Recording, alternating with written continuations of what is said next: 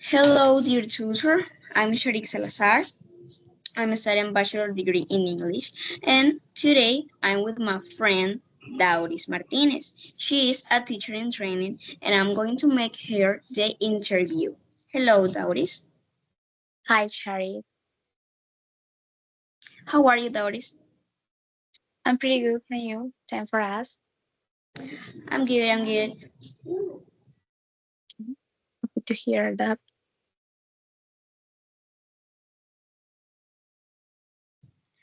Well, I'm so excited to hear your question about the interview. We will talking about the bilingualism and different topics. So let's start. The first question is, what concrete achievements have been achieved with bilingual politics in the last 2 decades? Okay. There has been a greater presence of English in the curriculum from primary school onwards. The definition of national proficiency standards and the implementation of tests such as SAVER that allow progress to be measured. In addition, teacher training processes and international agreements have been strengthened, opening up opportunities for training and academic mobility.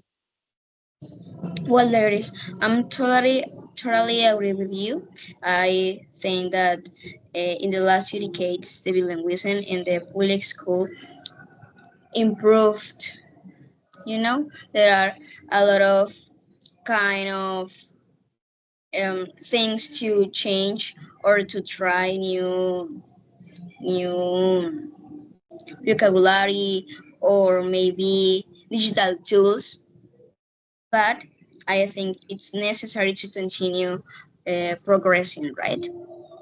Well, my dear, the second question, how can bilingual politics motivate students to view English as a personal opportunity and not just a school obligation?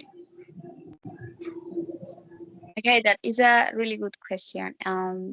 These policies can be motivating when they show the concrete benefits of the language in daily and future life, access to scholarships, jobs, cultural exchanges, or even digital entertainment.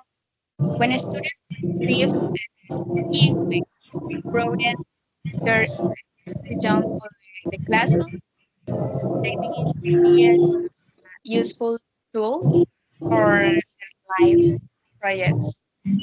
Yeah, and I think that every teacher need to improve that, need to mention or not, yeah, mention the benefits of a language as a foreign language.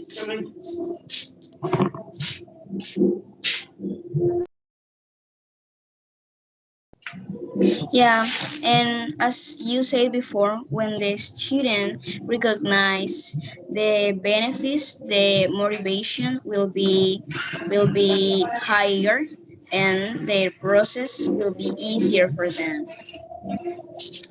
Well, how do basic learning rights guides teacher in planning effective lessons? Mm, Okay, basic learning rights function as a guide that identifies the essential knowledge and skills at each grade level.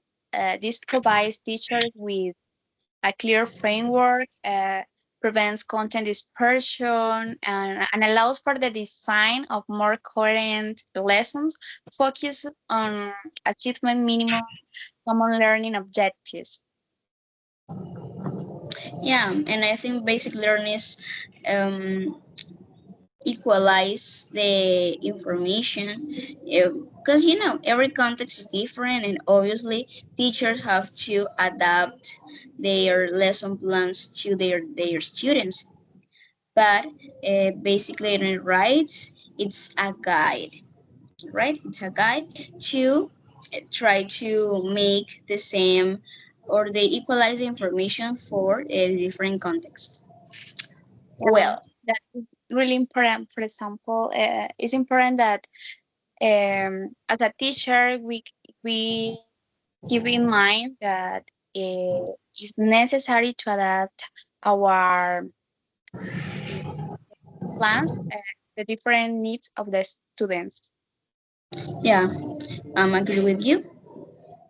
That's why the next question is, how can basic learning rights help unify English proficiency levels across different regions of the country? Mm, By establishing clear and common objectives, basic learning rights ensure that regardless of each institution's resources or geographic location, all students have access to essential learning. This contributes to reducing gaps and making English proficiency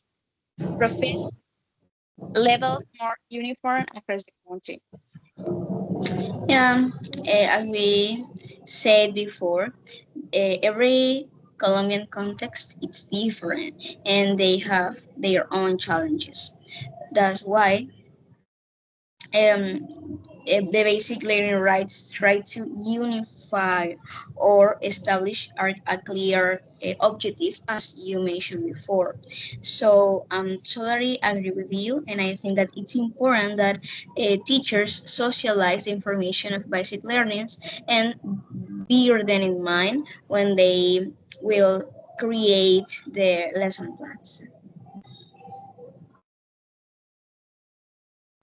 Well, Lauris, so, talking about the curriculums, what curriculum strategies can be easily adapted for low resources settings? Okay, I think that strategies such as role playing, conversational dynamics, collaborative work, and the use of songs or simple readings can be adapted without the need for technology. The immediate environment can also be used as a teaching resource, fostering creativity and active learning. Yeah, but we have to recognize that um, schools with low resources could be a challenge for a teacher. Overall, for English teachers, because we try to use digital tools or something like that. But when we have a lot of resources, we have to be creative and try to look for other strategies like role plays or the strategies that you mentioned before. Yeah, that's is a really good tool. Well, my dear, talking about technology tools, what technological tools are most useful for supporting oral practice in secondary school English? Okay, based on my experience on my pedagogical practice, I think that audio and video platforms, voice recording apps, resources such as podcasts or educational channels are very useful. This tool allows students to hear different accents, practice pronunciation, and build confidence in production. Yeah, and I think that podcast could be a really good tool. You know, it's adolescents or kids of this area, they like technology and they look for information in different kind of social media or websites. And I think that we as a teacher, it's necessary to look for topics that they like or they are interested for and use it for teach them English. Well, how can teachers integrate new technologies with neglecting face-to-face interaction? Mm, Technologies can be used as a complement, for example, to reinforce independent learning at home. through digital activities while in class. Face-to-face interactions is prioritized. And this way, a balance is achieved between virtual and in-person learning, taking advantage of the best of both worlds.